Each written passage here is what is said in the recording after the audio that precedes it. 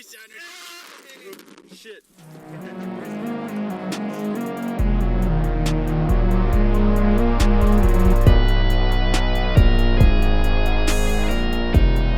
Welcome back to the Thoughtful Journeys podcast.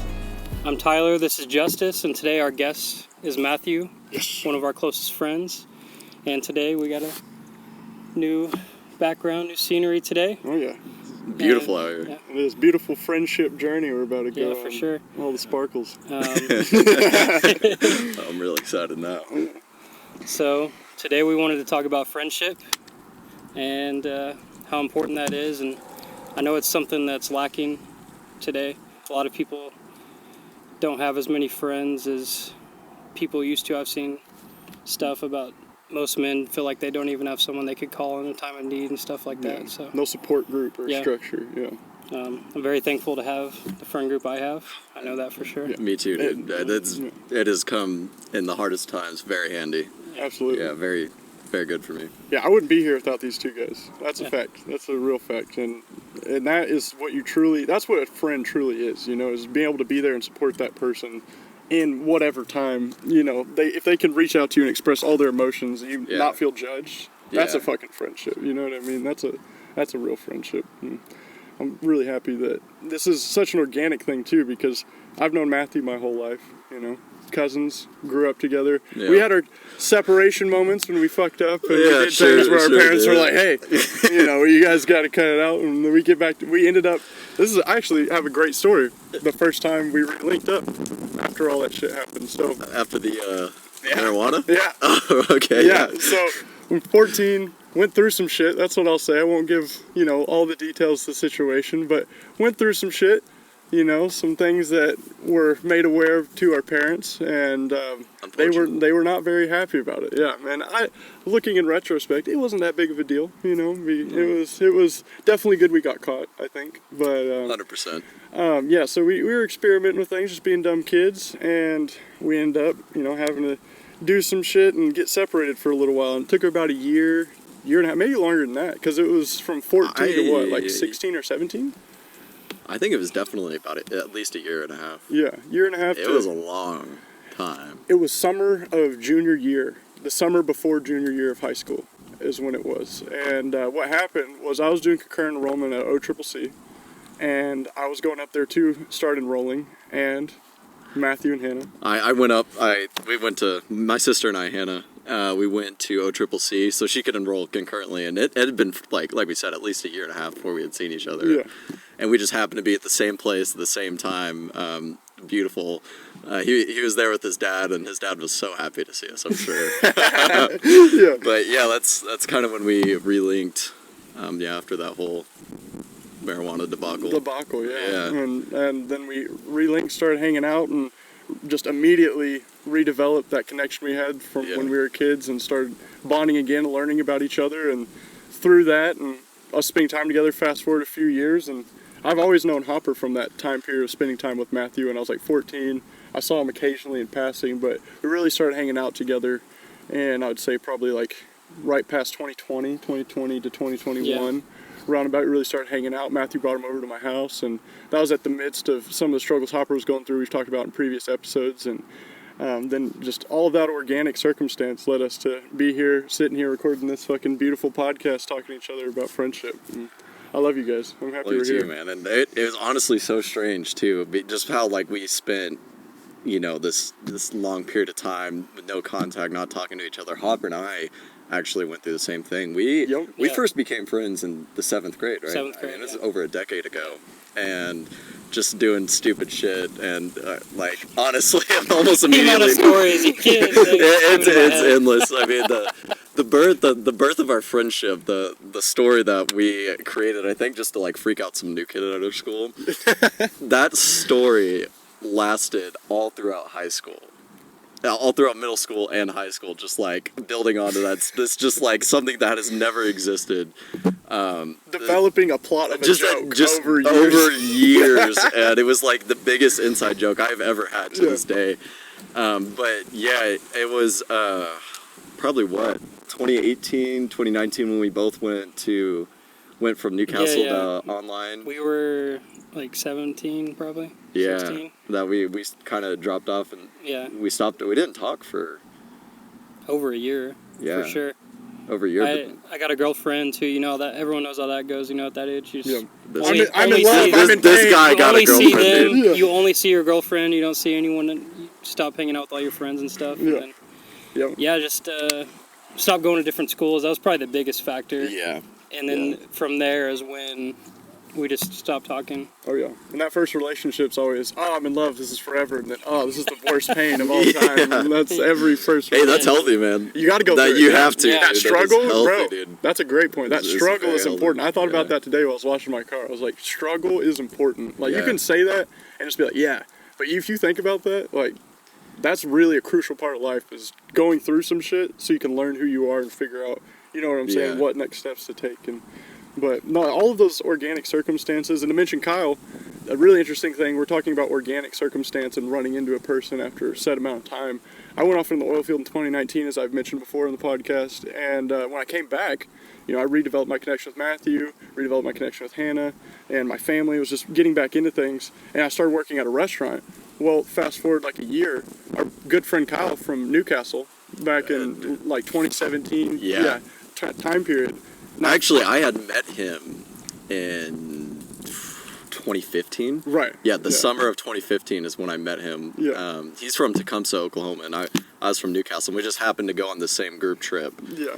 And that's how me and Kyle met, and Yeah. that's how we got integrated. Then we all started spending a lot of time together at these little kickbacks we do, and then fast forward from 2017, not seeing him to 2021 roundabout. He's at BJ's, the restaurant I'm working at, sitting in a booth with one of our old friends. I'm like, what's going on? So that's my closest friendships have all been constant in my life through circumstantial events where we're just in the same place. Yeah. Like, or you were in my life, or Hopper comes into my life through you being in my life naturally, and Kyle just appearing at that restaurant and us reconnecting. And He spawned at the restaurant. yeah, and it's just like, all right, hell yeah, let's fucking go. And that's Finally got the Kyle spawn. yeah, but God, it's beautiful, and I really believe there's something to that, and I truly believe the best relationships in my life I've nurtured from just circumstantial, those people that have been there uncoincidentally in my, like it's a coincidence, but in my mind, like there's way more to it than that. There's something universal, something that just kind of seeds these beautiful relationships, and if you nurture them, you have that support group that can help you through those hard times and through those things that you feel like you can't handle yourself. You express to those people, and when they're there for you, it makes the difference, man. It makes all the 100%. difference. Yeah. Yeah, I was kind of like I was saying earlier, though. It just the way like when we reconnected at OCCC and just like no time had passed. Right. It was Yeah. when Hopper when we sat together at Brady's parents' house. Remember that? Like we Yeah. hadn't talked in so long. And It was Brady's parents' house It was you- Brady's parents' So house. Brady We were was just getting married, about to get married. Okay. and so we were just at the same place, same It was time. a, We talked for it was like a rehearsal. was it the for rehearsal? the Yeah, wedding, it was yeah. the rehearsal. Okay. And anyway, we just sat on the front porch and talked for like what 2 hours at least. Yeah. I mean, it was just like no time had passed, and like that connection was still there. And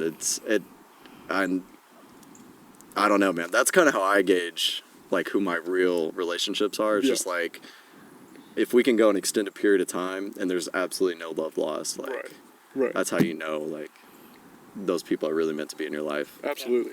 Well, you said something really interesting to me the other night when I asked you, what does it mean to be a friend? And you gave a very interesting perspective that I think that Yeah. I want you to tell. Yeah, so Tell people. I think a lot of people would disagree with this, but friend, the definition. I mean, it's a social construct, so it's like it's going to be different. The definition is going to be different no matter who you ask. Yeah. But for me, like I kind of have like a tier system. So there's like acquaintances, my peers, colleagues, Yeah. friends, like brothers and family. Right. Right. Right. And so there's not a lot of distance between peers and colleagues and friends, in my opinion. Like I have a lot of peers in my classes that I talk to on a weekly basis, but then I have friends that I make in those classes that I talk to almost regularly every day, and we spend time together and homework and whatnot, and be productive and get shit done. But those people that are really there for me that I call in those really hard times, or that I know there will be no love lost, those I don't consider friends. I consider those people my family. Yeah. And so Man. it's like I can have a lot of friends. Right. You know, that definition doesn't carry a lot of weight for me. Man, I feel that, bro. Yeah. I feel that. I remember when I've talked about like friendship before. When I've had conversations, I've always thought kind of the opposite, but kind of where do you put those people that are more than colleagues, but they're not like super close to you? And I guess that would be friend, but at the same time, I used to think a friend is like truly that person that's there for you, but I guess that person really is more than a friend.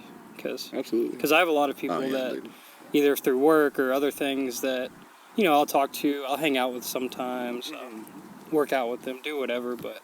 They're your friends. Yeah, but I'm not gonna...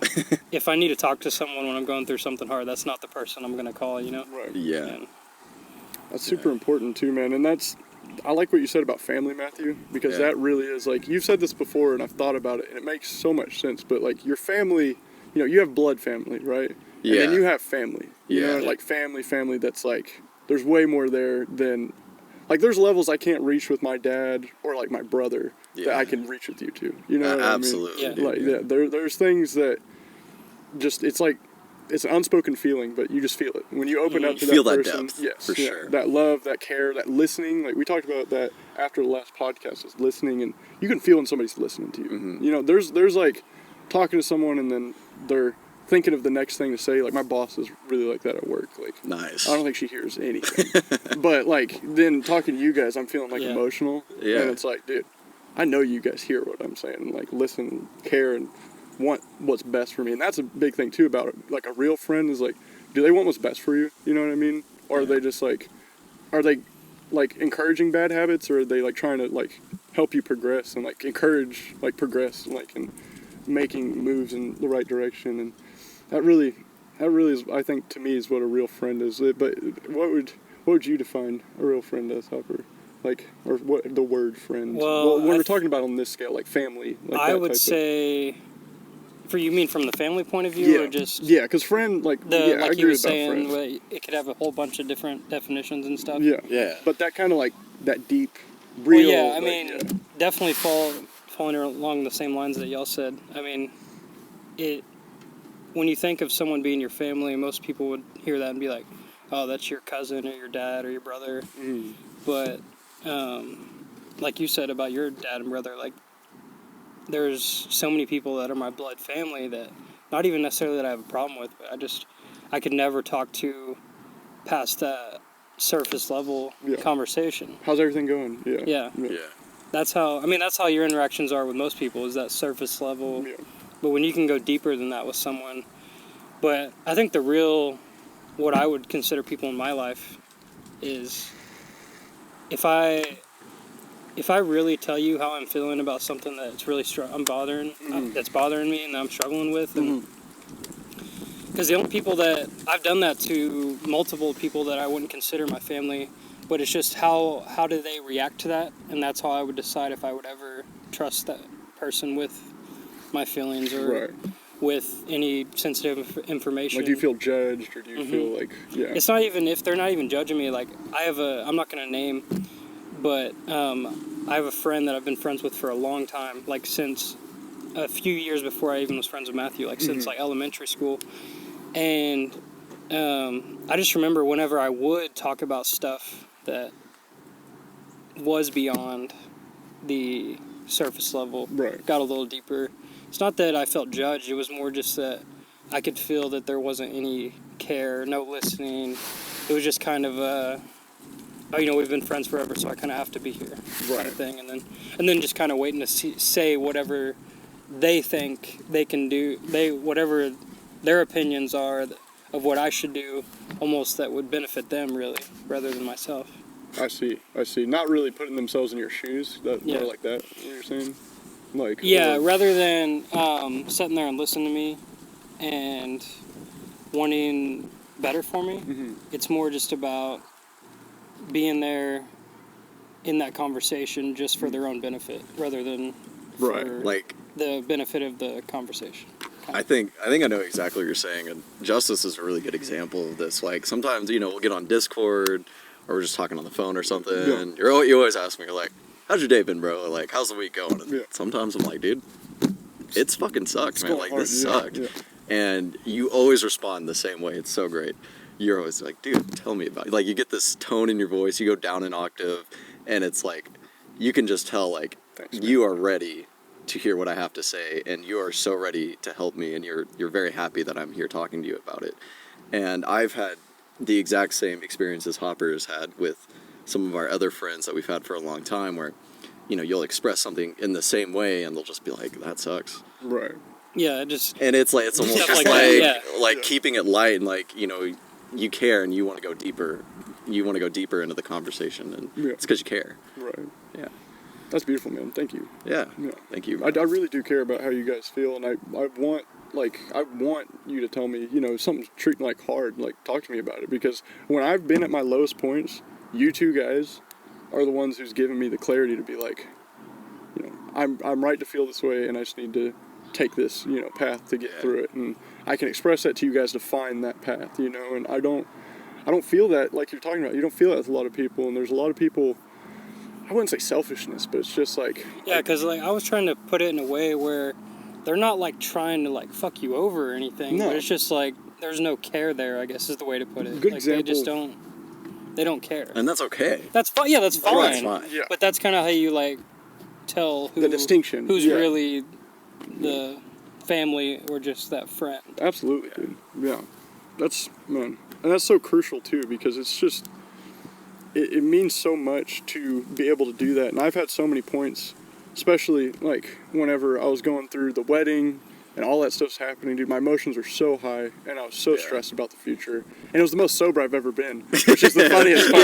It was the most stressed I've ever been in my life, and it was the most sober I've ever been. And it was, I'm just one of those people that will worry if I don't chill out and just take a step back. And sometimes like smoking a little weed does that for me. It gets me to that place. But I leaned on Matthew, and I leaned on Hopper, and I was like, especially Matthew, dude, I cried in front of you a lot. Yeah. And I'm sorry I put you in that position. You're okay. But, like, it meant so much to me that I could express that. Because if I wouldn't have been able to have that, I wouldn't have been able to be like, dude, this is how I'm feeling. It's like, show someone this is what I feel like, you know what I mean? Like, that stress level, and I don't know what I would have done. I think, dude, it's so great to have somebody to express those emotions to, just because it allows you to confront them. Right. Like when you're alone, or like, it's so easy just to pick up a bottle. It's so easy just to smoke some weed and just forget about it and not think about it. But like when you're sitting and you're talking to somebody and you actually get to talk about your emotions, it's really you confronting them and experiencing them and feeling them. And it's like, that's exactly what you have to do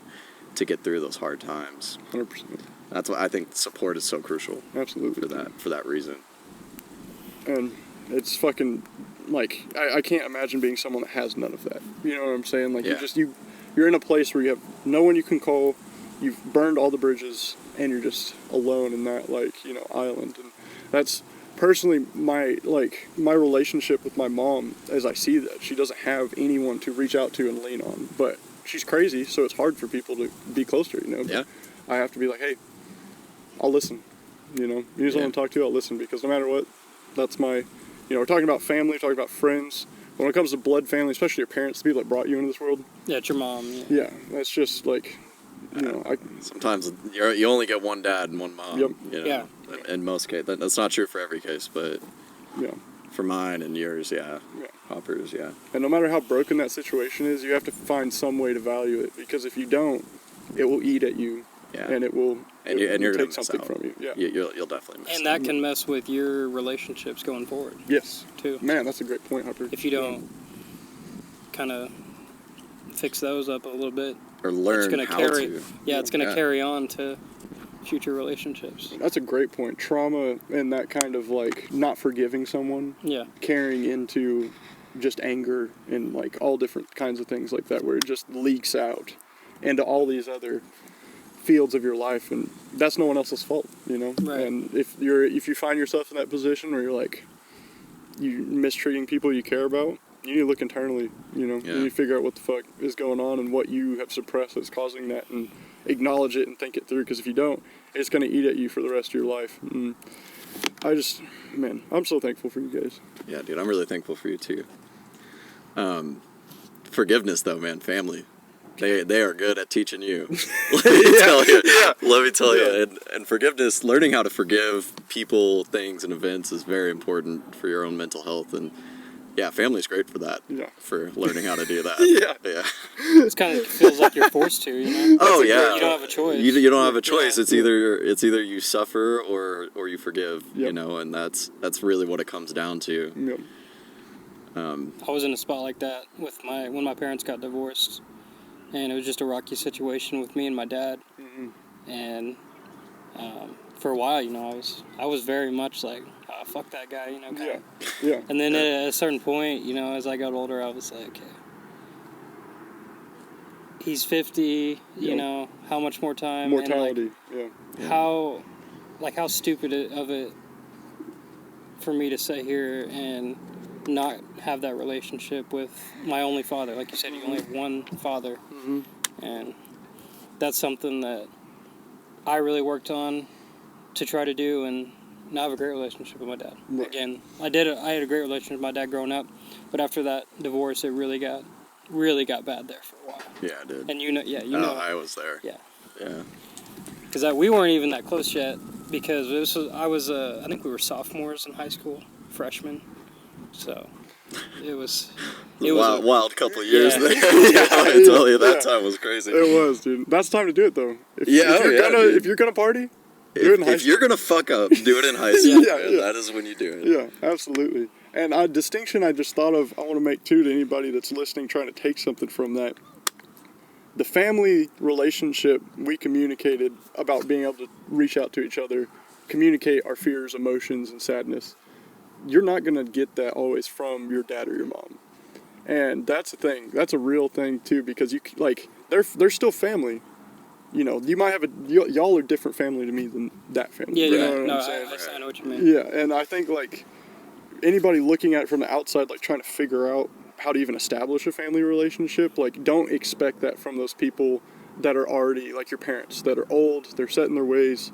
It's hard. You can't change somebody. There's no changing somebody, but you can be just accept you can't reach that level with that person, and it's way more comfortable than being like, well, I want to, and trying and putting yourself in positions, because you can bang your head against the wall for so long, but it's it's not going to fix. It's not going to move the wall. Yeah, the wall is not going anywhere. Yeah, and you just got to accept that, and acceptance of that forgiveness. That especially with parents, man, that's a difficult one. I feel like people from the 80s, no shade on anybody out there from the 80s, but some went wrong. You said this like 3 times now on the podcast, dude. What do you got against the 80s, man? I think the 80s was a kick-ass time period, but I think it was so kick-ass that it's just that it kicked ass. There's nothing past that point. It's that was the best. I accept that. That is it's all downhill from here. Yeah. It seems like that's the accepted mindset. I'm like, I don't know, man. But it's also not just the people from the 80s, but the people, their parents who were raised in the 50s, which was a fucking, you know what I'm saying? And then there's a pretty big distinction you can make between different eras, for sure. Oh, yeah. You can tell when people grew up, and that's what shaped their mindsets and stuff like that, for sure. Dude, there was a long period of time. It's also based on where you're from, too. That's very true. Which area.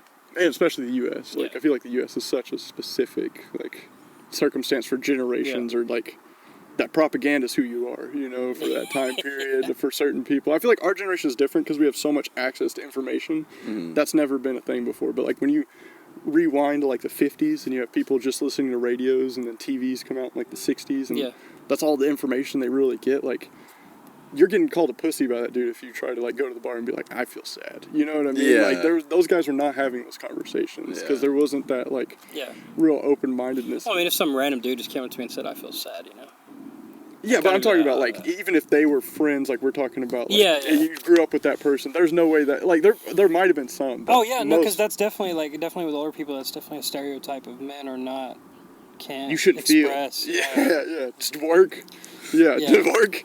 Come home. Don't feel or think about anything. Just keep going. Just keep working. Drink your emotions away. Just drink your emotions That's how you away. do it. Yeah. We might have sent you off to the war, you know, but you're back now. I feel like it's pretty easy to make friends with older people. Well, I guess Yeah. because my definition of friend is so loose. Right. Maybe that's why. I mean, definitely they're definitely socially better than people our age, for sure. For sure. When it's like a stranger out in public and you're talking to them, absolutely. Their social skills are better, but their emotional skills I feel like, are lesser than a lot of my younger friends. Yeah, 100%. Yeah. Which is really weird. It is. Like you think like these younger age. people who honestly feel maybe a little bit more emotionally available and developed in some ways would have higher quality friend groups. Right. But that's like a great a lot of the cliques I see in college, like you hear so many conversations just walking around and eating and stuff, Right. and it's just like, I And mean, you're men and women both. Like it's just like, what are you guys even talking about? Like, yeah. like Yeah. what? Like the most substance I've heard in these conversations is talking about like sports Right. and drafts and like sports betting, and like that's really saying something. Yeah. Like, Yeah. man, you know, like That's we have our conversations go so much deeper than that, and it's so like, many different topics too. Like I can talk to you guys about literally anything. yeah, and even Yeah. the friends I have on campus, like when we talk, like it's always much deeper than that. Yeah. Right. You know, I'm not pouring my heart out or anything, but like I just share common experience and There's and definitely find connection some in that people way. that you can go to deeper than that, but yeah, most people it is like that. Dude, especially Drama, sports. another and- thing I've mentioned like 3 times on this podcast: frat guys and sorority girls. What the fuck, man? Like I feel like that's the definition of that kind of like. It's a good representation of what you're trying to say. A good representation. Like if you want to see the embodiment of the stuff we're talking about, like we don't understand, or we're like, well, how's that? You know, how do you exist in that mindset? Like it's that, like, because I just obliviousness. You know, like it's just, cha. Dude, yeah. You know, And like- honestly, it's not all of them. Like there, No. I have known some awesome people who are in sororities and in fraternities, some really good people, right. and yeah, that's rare. Like you don't find that a lot. Like a lot of these Stereotypes guys are are a thing for a clones, reason. dude. A lot of these people are clones. Stereotypes are a thing for a reason. Do you agree remember with when we were driving around on campus and you saw like the herd of sorority girls Yes. and they all looked exactly the same? Yeah. And you were like, oh, I was like, what is? I looked at Matthew. I was like, what the fuck is this, dude? like, yeah, dude, that's Like, how it is, dude. Yeah, because it was the exact, like, different color, like, things, but the exact same outfits, the exact same, like, hair, everything. It was like, and that's, like, in high school you feel that, you know what I'm saying? And that's why I'm Yeah. looking at, like, frat guys and sorority girls, because it's the conformity. High school you feel the conformity, because to be the popular kid who can socialize with a bunch of people or do things at the school, like, within the school that make a difference, quote unquote, like being a part of like your school council or whatever. Yeah. Like you have to be a popular kind of figure, and to do that, it's fitting the idea. Because in high school, nobody really knows who they are, you know. So it's like you're fitting the idea of what all these people who don't know who they are think is cool, and you fit that, and that's the cool people in high school. And it's like there's cool people that can talk to everybody, and you have like a big social connection. But there's the jock, you know. Yeah. Those are the people who like get prom queen, king, like. Have the best time of my life was high school, and I feel like frat guys and sorority girls carry that into where it's like we're gonna dress the same, we're gonna do this stuff so we can fit the idea of what we think is cool because we literally have no life experience or any like, and of course it's not all of them.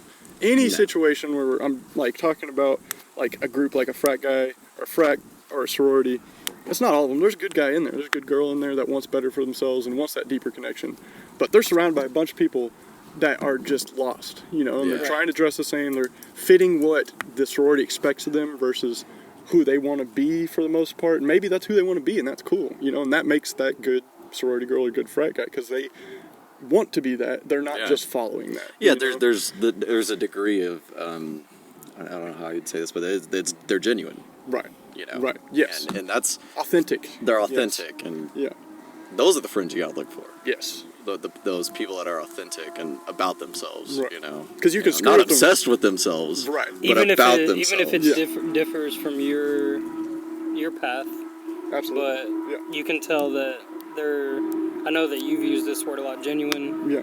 Like whenever you find someone that's genuine, that's when it's rare, but when you do, it's really awesome. And as long as you're just being yourself, I'm not gonna.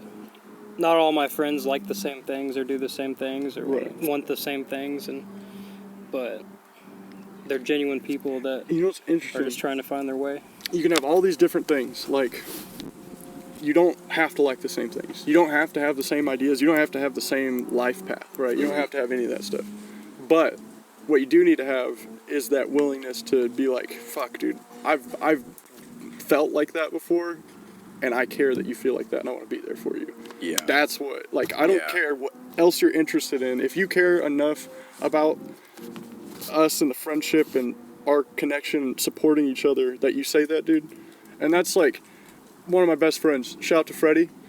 On God. Yeah. So I come from a completely different life than Freddie. Yeah. As different as it could be, you know? And I have the same ability to communicate with him about these deeper topics as I do with you guys that I don't have with my parents. Yeah. This person that came from a completely different place, life, situation, struggles, no struggle much more than I do, you know? And still we can communicate and talk about stuff. Like, I can talk to you guys about stuff and be like, dude, this, like, he'll work like 80 hours and call me like, dude, this fucking sucks. Like, this is like rough. I'm like, I need to what's the next step? Like, what should I want to move towards this, and like starts talking to me about what he wants to do, and I want to hear that, because like he needs someone to, you know, be there to say that. And it's the people that work the hardest, I feel like, need that shit, and a lot of people don't have that, and it's hard for people to reach a point of like really doing a bunch of shit because they don't have the ability to vent anything, you know. So it's just like it's building up, and it's hard to do one thing because everything's built up and it can't be fucking released. And that's really what makes a real like true connection. It doesn't matter who that person is. It could be a frat guy or sorority girl. I'll make friends with you if I can like connect with you about struggle in some way, you know. And like, that's how you make friends, man, is you find that shared human experience, and and you talk about it. Like, I make a lot of friends every semester, and it's really easy to do because like I can kind of like visualize it this way. I start very general, right? Like, we share a class together. Oh, that assignment sucked, or this professor's really bad at her job. Right. You know, and they agree, and like that is like the first connection from peer to like friend. And then, you know, you start talking more about things, and and what was so general starts to narrow and narrow and narrow with each conversation, and until like, you know, and sometimes it stops narrowing and they're just a friend. Right. But other times, like, it narrows and narrows, and that is a huge relationship that you just created, you know, and it's just finding those connections and being able to. And don't be afraid to.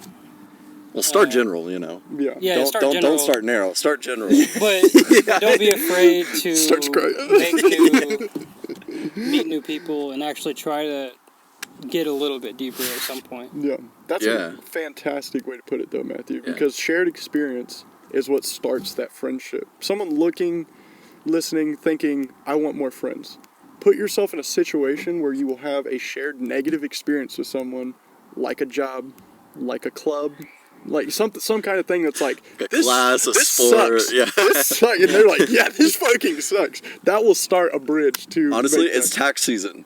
Go out there and talk shit on the IRS. I guarantee you. You're gonna start some conversations. Like me, if I tell somebody I'm getting $4 back on my taxes, I pay $1,260 to federal. And dude, that is crazy. Yeah. I'm getting $75 back. Yeah, and I pay like no taxes. I'm independent. Yeah, God, it hurts. But no, dude, America. Shout out to being young in America. Yeah, dude, holy shit. But no, that you go talk about taxes, and someone's gonna, like, if you're in New York and you're just bitching about taxes, someone's gonna come out of that sea of people and be like, yeah. That sucks. This sucks right now. Yeah, that's funny as fuck, dude. Now, if they start talking about taking action, that's, you know, back off a little bit there. Yeah, don't want to get in those kinds of people. I don't know. Some might be cool. And their shared experience that's genuine. Their shared experience that's like false too, because politics, I feel like, is a really good. That's a really good point. Yeah. Thanks, man. Because I really think that, because you can make connections with people, and it's a shared experience of like. Because, like, you start with surface level stuff. Yeah, like, whatever you're doing with that person. Like, I work this job, you work this job. Isn't this stupid that this happens? Yeah, right? And then you go from there. But if you can continue, and it's not just, like, politics or, like, stuff like that, you will get to that, you know, that deeper place, because they're expressing true emotion. Yeah. I feel like anybody expressing true emotion and true like you're talking, authenticity, genuine, like beliefs. And you can tell when people are talking about the things they actually believe in. Absolutely. And not just the things that's been, the ideas and morals that have been fed to them. I Yeah. mean, it is so clear if you set two people next to each other and they talk about the same thing, which one believes in it more. 100%.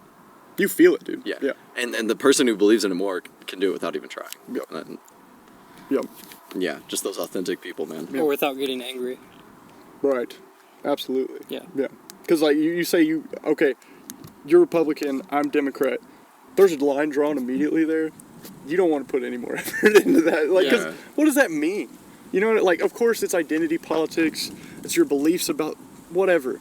I bet those people can agree on something if they set the names of those political parties aside. You know what I'm saying? Like, everybody wants it's not black and white, like you said. Like, it's all great. Not every Republican believes every Republican idea or law that passes or philosophy, and not every Democrat believes every Democratic thing. But there's some people that do. But they look at people. Well, you look at people and you just think, oh, you're Republican, so you believe everything that Republicans believe. Right. They put you into that. Yeah, they put you into this. That you don't even have a chance to express how you really feel about some things. Absolutely. Yeah. That's why I will never say that I'm either one of those or any political because if I say I'm a Republican or if I say I'm a Democrat, whoever I say that to, whatever they think a Republican or Democrat is, that's what they're going to see me as. Yeah. Fuck that. Yeah, dude, and it's crazy how different the world actually is when you're just out in it compared to like what you see on Instagram, on TikTok. That's a great point. On the news. Yeah. Hell, even on X. Yeah. I mean, I'm a big supporter of X. Elon go Elon. He has a Tesla. He's out there. He's out there doing things like a lot of other billionaires are. But that's enough on that. But no, seriously, even X. Like, I mean, there's it's dramatized so radically, and it is amazing. Like, I don't know, it makes you lose faith pretty quick in people. Just looking at it through that perspective. If you're getting so much information and so much experience from these platforms. Yeah, it makes complete sense why you'd have distrust, anxiety, and social awkwardness. 100%. Yep. Yeah, but the more you integrate actual world experience and actual connections and conversations into your life, I mean, the differences will be immense. Yeah. Oh yeah. Yeah. I bet you we were just at Dollar General getting a little juice for this drink we're drinking here, and I bet you all those people in that Dollar General, if we looked at them through their social media profiles, we would not agree with anything they said. But I tell you what, we had a cordial experience in that Dollar General with all those people. And it was an interesting group of people. Yeah, for sure. Yes, it was. The area I live in, you know, there's a lot of variety, a lot of outlandishness, a lot of chaos, you know, and you're in those places and you see all that chaos, but at the same time, it's just pleasant as can be. It's like, dude, that is... It's like just so calm standing in that line. Yeah. Everyone's just kind of like smiling around. Like, and they're about to go home and get really drunk. Like they are so happy. You can see it. You know, it is the end of the day. Oh God. Yeah, but don't put people into a box based on an identity politics of some sort. Don't, because it's just, I don't care who you are. If I can share the core values of I want to be happy, I want to be healthy, I want it to be easy to be healthy and happy, you know, at least accessible, you know, not easy, everyone has to work for it, but accessible as it should be, and they can express that too and agree with that. That's what I think everybody wants that. You know what I mean? If someone draws a line against those beliefs, like those core values because of a political party or an ideal or some identity politics, like, dude, you know, that defeats the whole purpose, because like if you're drawing lines against happiness and just like healthiness and a better future because of some like term. Yeah. Well, I think a good way to tell how they really, to see if they're just taking what they're being fed or if they actually what they believe in. When if someone, let's say you go on a date. Okay. And this girl says, I'm a Democrat. You know, you're just talking about stuff, whatever. Yeah. She says, I'm a Democrat. Ask her, like, what does that mean to you? Like, what does that mean to you saying that you're a Democrat?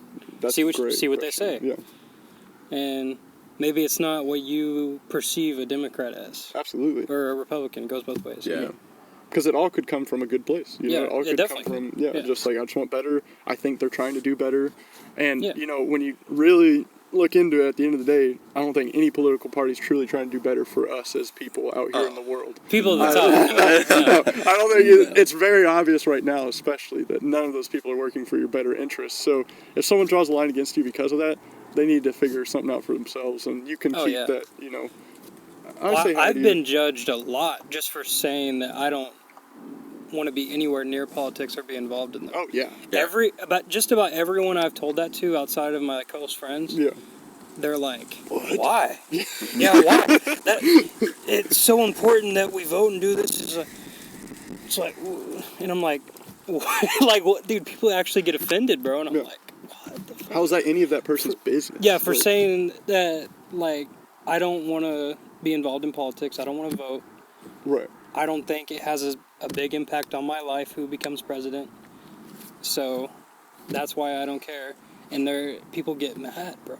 They actually get mad. Well, Nick, that anger comes from a care about like the future. Family has gotten mad at me for saying that. Right. Oh yeah. Like family, especially the family. Yeah, that's the deepest part of it. Yeah. Because they have these expectations, dude. Yeah. And that's something in relationships everyone has to understand is like everybody is a unique human being, or at least those are the people you should have in your life. Should be unique. Yes. Yeah. And like things will be much smoother in your relationship if you just release those expectations of other people. And it's really actually just about having an open mind in general. The more open your mind, the more interesting your life is going to be. Absolutely. And the more interesting friends you'll make. Mm-hmm.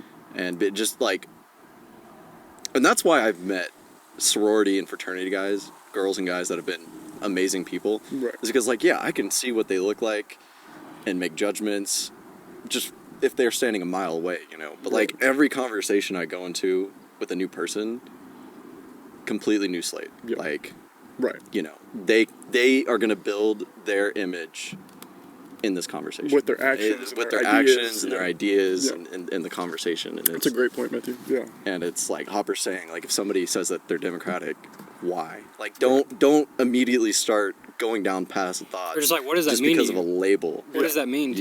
When you really, you know, get their actual ideas and their actual thoughts. That's such a great point, Matthew, because it's a lot of fun and it's easy to make fun of stereotypes and group people together. It's easy to do from an outside perspective. And it's great for stand-up comedy. It's great for comedy. Amazing. It's great for jokes. Yeah. But when it comes to meeting someone and trying to figure out who they are and wanting to build a bridge of a relationship of some sort with that person, you have to put those walls down. You can't just assume, you know, just because looking at this person, just because what they say they are, you can't just assume. Let them tell you. And most of the time, when it's something you're not interested in, they tell you pretty quick. Like the first like 2 sentences, you're like, okay. Yeah. If it's bad. Like, I also think that wrong or right, like subconsciously, I feel like we all judge by someone's appearance or what kind of group they're in, whether we want to or there not. There are evolutionary like theories on that. It's like presentation. I definitely feel that, like, even if like it's someone that would end up becoming my friend, if I just see someone and it's just something weird, I don't know, that like, you know what I mean? Yeah, I know exactly what you mean, dude. I have some awesome friends, man, and it's just because of how like shocked I was when I first saw them there. But then they turn out to be, you know, some really unique individuals that like become such a good part of your day. Reminds me of just having such picture we just looked at. Dude. That's a great. Picture is a great example. That person is a great example. But he's so genuine. Is so genuine. So genuine. You take all the face value stuff away and have a conversation. Yeah, face with value. That guy. You're like, fuck. I would never want to see this guy, dude. Fuck this guy. But then you actually sit down and talk to that person. You're like, wow. And you're like, you're like, holy crap, man. What the hell? Yeah, for real. For real, dude. Yeah, man.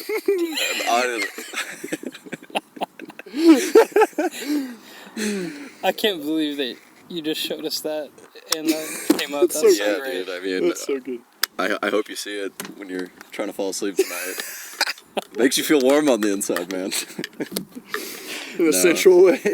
That definitely helped me sleep. Oh, but Dan, those unique friendships, man, are so important. So important for making your own life interesting and giving you new perspective, dude. That is huge. Like the people that are genuine and passionate they're always going to have a different perspective from you. Yep. And that's immediate right there. As soon as you identify that, you know immediately you can learn something from this person. Right. You can become better by listening to what this person has to say. Yep. And maybe 90% of it's just shit.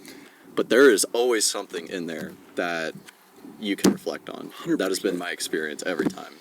That's so interesting, dude, because I just thought of something. So perspective like that, like when they're speaking from experience, there's a reason they have that perspective. Yeah. Right? Like, Yeah. and the reason they have that perspective and they feel and stand strong on it, it's probably due to some kind of struggle.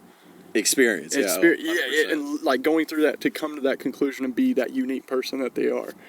That's how you identify that, because you can get perspective from someone and it's just an idea they see on social media and they say it and then you're like, okay. But when you like feel that, like we were talking about earlier, like that's, I would say, how you kind of, if you're trying to gauge, that's the difference. It's like when they speak from a perspective of like, I went through this and I experienced this and I tried this and then I got to this point.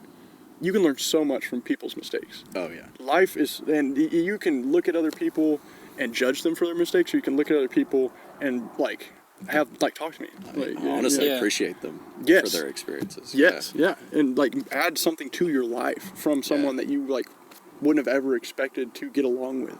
Just talking to them and then learning those things and implementing lessons they might have learned to your life if it makes sense to you. And then like that's crazy, dude. And that's a part of being social in person, having those connections, because you're not going to get that through X. You're not going to get that. It's just not. It's not going to happen. It's like people trying to.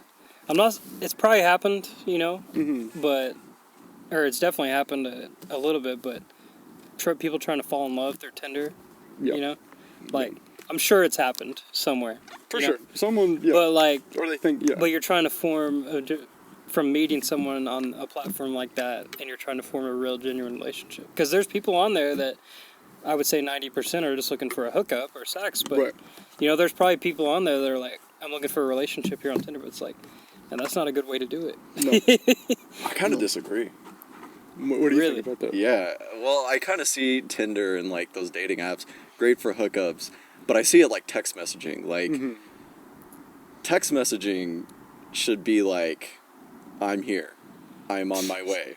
Here is some information. It's not for long conversations or like deep talks. Right. And I think those dating apps could be a really good way to just maybe from a very baseline find who you might be attracted to, who you might be compatible with, and just use it as a tool to really spread your wings out and meet a bunch of different people and go and have experience of a bunch of different people. Find personality traits and things. Yeah. Once you get past the meeting phase, this app should have nothing to do with your relationship. Right. Like, it should only be used to just connect people, go on a date. First date went well, great. Go from there. Snowball that. Yeah. But like, I think it could be good. Just because of it can get your numbers up, it can get you meeting people, it can get you in the door. Finding what you like too, like trial and error, finding what's interesting. But looking at it through another lens, you're saying you can't fully gauge someone through that text. You can't fully gauge through that. The profile is not a good enough expression of that person. Yeah, I mean, it could be a fake profile. It could, yeah. Like I've made money doing that. Hell yeah. We don't go back about that. God bless this country. Yeah, it's beautiful. But no, like you can't gauge who that is fully, and that's where I would, because I agree. Like, but you don't need to gauge them fully before a first date. That's what the first date's for, right? Right. Yeah, right. But you're swiping based on the profile. Like, you're not swiping. How attracted you are to them. And then there's like a messaging feature, right? Right. So before you set up, you can maybe talk. So you a little talk bit without having to exchange like personal information, which is just weird. Like, because you can't express who you are. It's more just like, send up the date. Here's this thing, like, or just stupid pickup lines is what most. Right. That's what it's. But that's not you. You're not expressing yourself to that person. You want to start, like, first impressions are the most important thing, right? So like, a surface level assumption of this person by their looks and what they put in their bio, like, Travis Scott, and then like a picture of them, you're not going to be able to know who that is. They might be the coolest. Did you swipe person. right though? I mean, no, yeah, dude. That's a great point. Yeah, just meeting somebody organically is in my opinion, is always a much better. I just have a really my experience through Tinder has been very, the same thing. So Right. of hookups and. I think it could be. Not that I was on there trying to find love and that wound up being hookups, but the girls on there too, and other guys, a lot of guys that I know that have had Tinder have found very much success matching with a girl on Tinder and having sex with them the first time they meet. Right. Like that is, Like I've status met quo. 90% of the people that I've talked to that have had Tinder, and I've been like, oh yeah, like, how did Tinder work out for you? Blah blah blah, hookups. That's what it is. It doesn't get deeper. And that's what we're talking about, is finding those deeper relationships. And I think maybe, I'm just like thinking about this and coming up with ideas, because technology could be a good way. Because I agree, Matthew. It could be implemented in a good way. But maybe VR, AR type of experience, where instead of you are swiping, looking at a picture in a bio, you're in an area virtually I like where that you worse. interact. I don't like that. With that, you would get a better gauge at first, at least. They could still present hear me anything. out. Too much metaverse vibes, bro. Hear me out. Too Hear much me out. metaverse All vibes. these interactions With that are Zuck now, happening. bro? You own Team Zuck now? I ain't getting paid yet, dude. Please.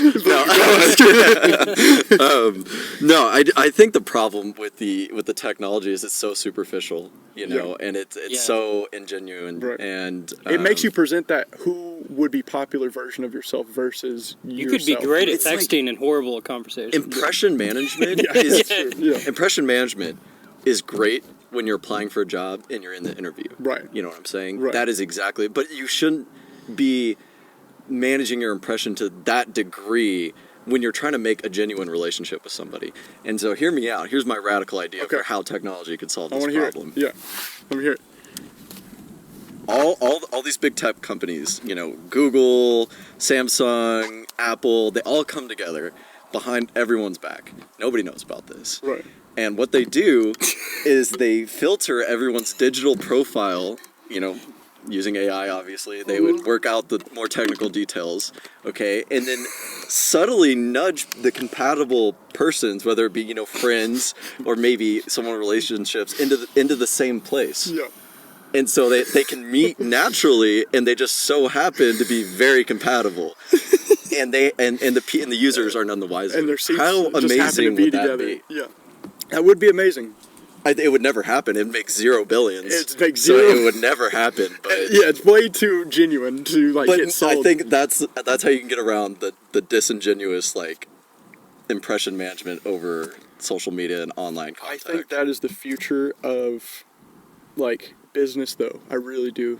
People, independent creators who take genuine wants and genuine ideas and implement them into these systems that we're so used to just seeing monetary gain from. Yeah. Because these ideas, these companies, it's all about profit. And it makes sense because it's a company. It's business. They're right? there to make money. They're there to make money. But if the idea in the company starts from a place of genuine want to help, and then it makes money, and then you keep moving in that direction where it's help first and then make money, you know, that is, I think is that's what he says. that is what he says. Who knows? Who knows? That's what he says. He won't let his people unionize it that work at the factory. So that kind of That's a money thing. I mean, It's there's business, no it's way business. around But- that. That is a money thing. But right there. it comes when I think in the future what people are going to gravitate towards is because it's so blatantly obvious and bad how everything's for money.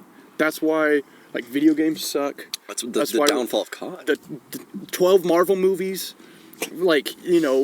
however many Fast and Furious movies there've been, it's not good anymore. No. You can live that nostalgia high, but it's not good anymore. Well, it's all geared towards kids now. Right. It's just and their parents taking, my dad is obsessed with every remake that comes out. The first three I gotta were- see this. I gotta go see The first this. three were great, man. Those were great movies. Okay, yes, and it's And the Iron Man series, holy Awesome. crap! Yes. Amazing. it came to a point of how everything has come to this point. I feel like we're at a pinnacle of how can we milk as much money out of this as possible. Oh, yeah. and Yeah, not for care about how this product affects or Quality of it. gives what does it give people or anything like that. And that's you look at early 2000s video games and modern video games. You can tell the difference in motivation of making those games. You Yeah. can feel it when playing the game. It's Yeah. just a completely. That's why League is the greatest game ever. Shut the fuck up, dude. Your CCP fucking ass. Get out of here. Yeah, if they win. League is awesome. Right games. I saw you thinking though. Yeah. You remember back when I was playing Satisfactory every single day, and they had this update, and it came out, and they added a shop to the game, and your first reaction, I will never forget this, is you're like, God damn it, the game, there goes the game, and then like, I'm like, dude, what the hell, like, why? And I get into it, I'm like, oh, this is all in-game, you can't even spend money on this.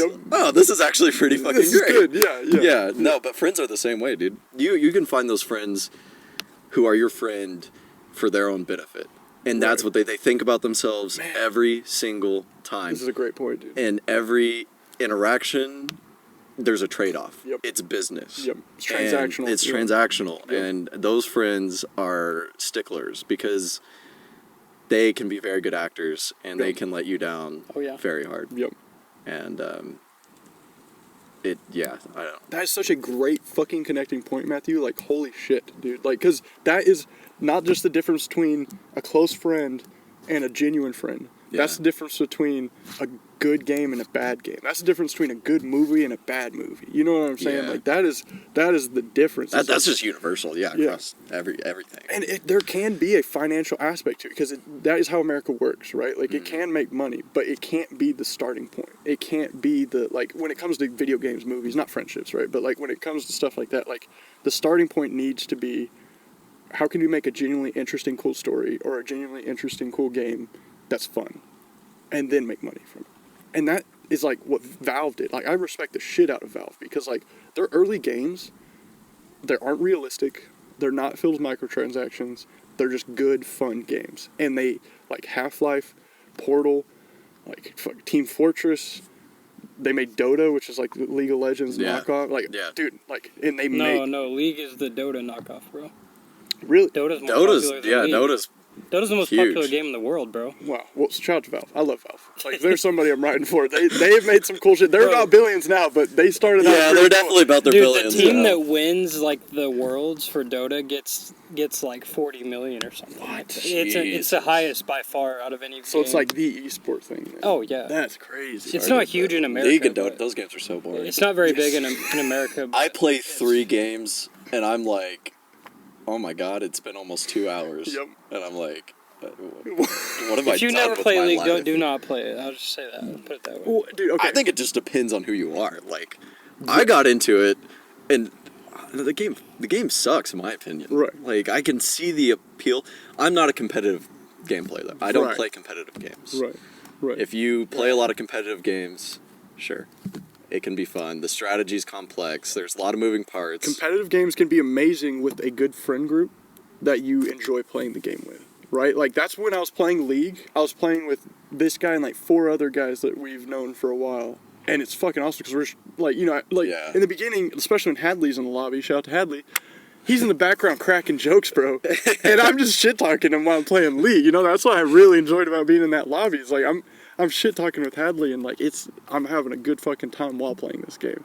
But a good game, like Elden Ring, you know what I'm saying? Like, it's nothing about that. It's nothing about, like, I need my friend experience to make this game good. It's like, me and my friends play, and we're like, oh. Yeah. Whoa. Like, this is crazy. Running just, like, parallel campaigns, like. Yes. Yeah. Dude. Like, Soma, yeah. Oh, yeah, dude. Yeah, and that type of experience is what I really like in games. And, like, when it comes to League, I think it could be a great time with the right setting and the right environment playing it. But it gets to a point where it's just about the game. I feel like no matter where it starts, because I feel like any game you play with your friends is going to start like, y'all are just hell having a good time, that's why you keep playing it. But it's going to get to a point where it's just about winning. Oh, yeah. Yeah, because, I mean, okay, League specifically. Especially when you're playing like ranked. Like a ranked system, yeah. League specifically is bad about this because when you're losing in League, it is a slow, painful process.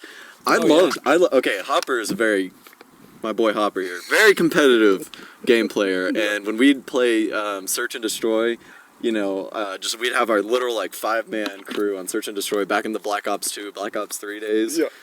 He would be the 1v5ing the whole team. Yes. Everybody else would be dicking around. Like, all our friends, we'd run out there, guns blazing, not have a care. And when you lose in a game like that, it's so much fun because you just don't care. You just go and do stupid shit. Right. But in League, you sit there and you bleed, and it sucks, and it's not fun in the first and place. And if you do stupid shit, it's like, why'd you do that? And someone in game chat from like the random that's in game chat's like, what are you fucking doing? And you're like, I'm just trying to have a good, like, doing something new. I'm trying to do something cool. And you get toasted immediately. And that's just the environment and culture the game cultivates. But it's so beautiful you connected that to the friendship thing, man. Yeah. Because seriously, when it comes to products, when it comes to friends, when it comes to life, the genuine, like, start is what matters. Because even Valve, they started genuine and now they're just a money-making company.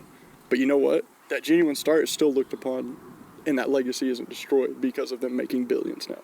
Yeah. You know? And if you start from a good place, don't sell your soul by any means, but you're going to want to make money eventually. But if you start from a good place and keep going from that direction, you're going to impact people and you're going to make a difference in people's lives. And that is where the true, like, for me, like, creating shit, that's what really makes me want to create shit, is that, like, you made an impact on a person and they played that shit for like 100 hours, or they read that book like multiple times and it like affected their life in a good way. That is the most powerful fucking thing, like, because you could bring someone out of a dark place with that, like, that's, and then make money, you know, then make a bunch of money after you create that thing, and then keep going from there. It's just, where do you start from? What are your ideas? What motivates you to do that, you know? And with friendships, it's the same in the sense that you're going to get a lot of amazing gifts and blessings out of friendships that benefit you a lot in life, whether it be connections, whether it be financially. Sex. Yeah. Oh, I'm just kidding. You know, all kinds of things you can benefit from. But if you're only in that friendship to get those things, then, you know, that's how you know it's not a genuine friendship. And you're going to feel it over time. Yeah. Time tells with that shit. All of that. Because when you have a genuine good friendship, all those things are going to come. Yeah. You're going to get all those amazing blessings and gifts. It will come naturally. Yeah. Speaking on motivation, you know, before the podcast, kind of looked at those talking points and considered some things. How you know a friendship is benefiting you is you answer this question. When you're with that friend, or when you're thinking of that friend, whatever it has to do with that friend, what are you motivated to do? Right. What is that person motivating you to do? And I've had friends in the past who I have enjoyed spending time with so much. Like, the pleasure, non-sexual pleasure, was so good. I loved it. But every time, it was just getting fucked up. Yep. It was drinking. Yep. It was not giving a shit. Right. It was all these things that doesn't make anyone a better person. And, like, I have a good friend this semester that I made this semester. His name's Jake. Every time we're together, we're like, I mean, honestly, we push each other. Like, we're the calculus, linear algebra, like all these classes. We're just working on this stuff. We're challenging each other. Yeah. And the motivation is challenge. Like, we're motivating each other to challenge each other and to challenge our own selves. And that's how you know that's a good friend. That relationship is really benefiting me because of what it's motivating me to do. Right. And I'm like, I don't want to go get fucked up. Right. Like, I don't want to go do these things. Right. I want to get shit done. Yes. You know? Yeah. And so just answer the motivation question if you're ever wondering if this is a good friendship for me. Right. Yeah, like what is the motivation to hang out? Yeah, like ask that question to yourself. Yeah, like what do y'all hanging out to do? Is it to create genuine time together, support each other, push each other to do better? Or is it to, like, get fucked up, forget about stuff, ignore problems, you know what, run away from the world? Like, I've seen that so many times. It's like so putting common. and just putting that definition on it, like, it's crazy because you can see it. And when you know you got to do these things that are going to better you, but this person is not necessarily forcing, but very pushing you to go do this thing that you know won't benefit you. When you know you should be doing this, you want to be doing this, but you want to hang out with your friends. Yeah. So it's so interesting thinking about it, because, like, you doing something with a friend makes the thing more comfortable. So let me explain. Like, when I'm challenging myself and when I'm thinking critically with Jake, it makes that hard thought more comfortable. It makes it easier. When I was hanging out with a friend who I was just drinking with, doing non-productive things with, it made me more comfortable with doing those things. Right. Yeah. And so, like, these friends just make you more comfortable doing these things that you're doing together. Yeah. But it's the things that you're doing together that you really need to be looking at. And that's it's important to have the friends for that reason too. Absolutely. And you need to be able to relax with someone. That's a fact. Yes. Like, you have to be able to turn it off and chill with someone too. And there's a difference between those two things. But I really like what you're saying, Matthew, because it can come from a place of, like, are you with this person to be reassured that the bad thing you're doing is okay because they're doing it with you? That's exactly what I'm trying to. Yes. Yeah, like, or are you with this person because you might be drinking together, but you're talking about life. You're talking about making what you care music, about. dude. Yeah, just like, what are you doing with that? Like, or are you just doing it to be comfortable, getting fucked up and drink, or are you doing it because you're like getting drunk to like express yourself with that person? Yeah. And that's like, we had an experience. I think it was like 2022, right after New Year's, like, where we were getting fucked up together. But every time we got fucked up, we were talking about shit, bro. And it was like, dude. That was some deep shit. Dude, every time. Yeah. No, like, it wasn't even about the thing. It was just like, we were expressing shit. And connecting. And it was insane. Like, deep. It was so much more than the substance or the situation. You know what I mean? It was like just getting that point of connecting. And that, really, bro, I think I'm so happy with this shit. I love you fucking guys. And I think we really just, like, I love you too, connected so much of what it means to really feel that, like, true, like, friendship. Not just, like, your peer, but like your friend, your family, that connection. Like, I think we really just fucking line that shit out. Yeah. I love you guys. I love you too, man. I love you all too. It's fucking beautiful. Thank you guys for joining us on another thoughtful journey.